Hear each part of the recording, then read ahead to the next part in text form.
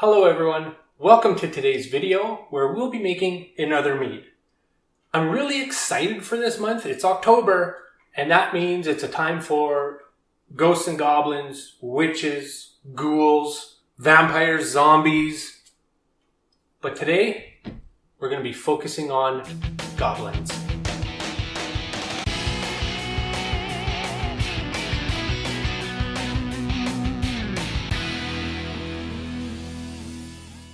Okay, so researching goblins, there's not really a lot out there for folklore and stuff like that.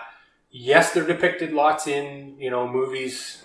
They're goblins, Harry. They are in books and everything, but the actual lore of them, there's not much out there. People assume that orcs are goblins, brownies, sprites, all these different things. No one seems to really be able to settle on what a goblin is. Although, there are a few similarities between all those different branches of goblins. They are fast and they're pretty disgusting. So, today's mead, we're gonna have a little bit of fun and make ourselves some Goblin Snot mead. For our Goblin Snot mead, our symbolism, number one, is going to be fast. So in my bucket, I already have weighed out 2 pounds of honey. We're going for a lower ABV. This means that it'll ferment really fast, it'll be done really quick. And now for the disgusting part of the goblins. I'm not a huge fan of it, so that's why I used it for this mead. But I went with buckwheat honey. If you've ever seen my 4 Traditionals video, in there, when I did the taste testing, I used the word rustic to describe the taste of buckwheat honey. And yes, I used rustic to describe a flavor. Is rustic technically a flavor? I don't know, but I'm turning it into one.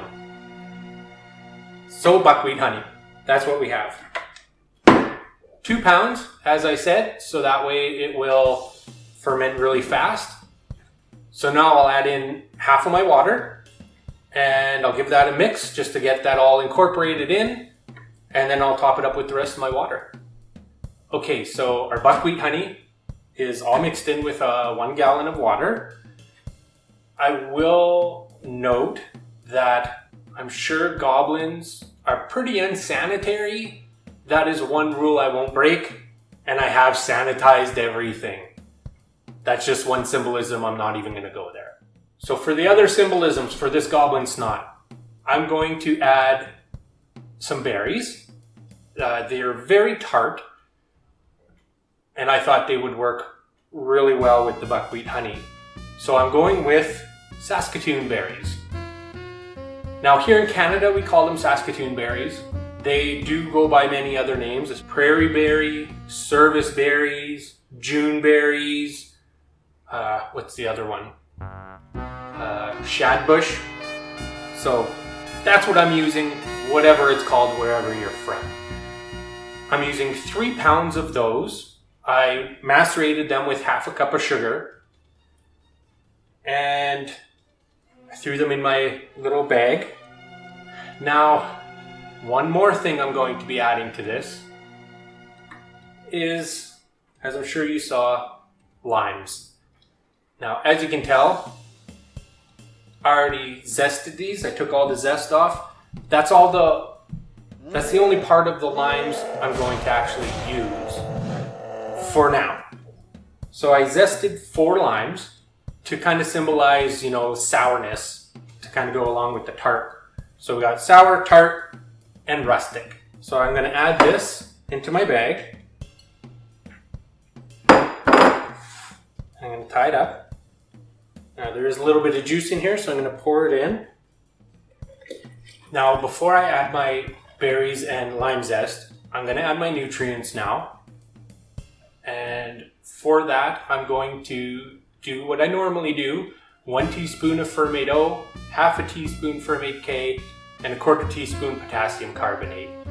So once I'm done adding my nutrients, I will add my yeast, which I have been rehydrating with some Go Firm just to really get the party started.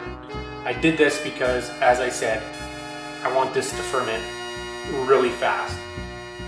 And I know for a fact that it's going to. I used EC1118, half a packet, and that's about it. I won't be staggering any nutrients along the way. This is it. After that, I'll rack it and we'll have to just do an update. So let's add our nutrients right now. Okay, so before I added my yeast in, I took a gravity reading, and right now it's sitting at 1.056, which should give us about 7%-ish, 7-8%, which is kind of what I was going for. So yay for me. All right, we're gonna pour this back in. I'm gonna pitch my yeast, and now I'm just gonna simply add in my berries. And it's as simple as that. Now, I've got 3 kind of ingredients that on their own, they are, kind of gross. The buckwheat honey, I don't think I would ever eat that on its own. If you eat a lime by itself, kind of tart. And the Saskatoon berries, they are really good, but you normally have to add in, some sort of sweetener in there, sugar or whatever, to really get those flavors to pop out. But they are still a little tart in a good way. But I kind of have a feeling that the 3 of these paired together, it might actually turn out really well. Which isn't a bad thing, because although this is Goblin snot, not all goblins could be bad, right? Even kids can be good at some point, and they're just little tears. Perhaps this was the one step too far. I guess in probably about a week or so, we'll find out. I will keep you guys posted and updated on this. I'm going to quickly slap on a lid and an airlock, and I'll be right back. And there we go. That was super fast, which again is a great symbolism for the Goblin. And I don't know, we'll see how it comes out. I would like to say thank you to the people that commented on my last video and gave me some suggestions about some mythological creatures they would like. They gave me some fantastic ideas, and I'm really looking forward to delving into those creatures. I love doing this kind of stuff. Whether it turns out good or bad, I don't care, because to me, mead making is supposed to be fun. And quite honestly, I haven't had a mead turn out absolutely disgusting yet. So thank you for watching today's video. As always, it was a ton of fun, and I appreciate you guys joining us. Definitely like and subscribe to the channel. Check out our Discord. We love chatting with you guys. But otherwise, happy brewing, have a great day, and cheers.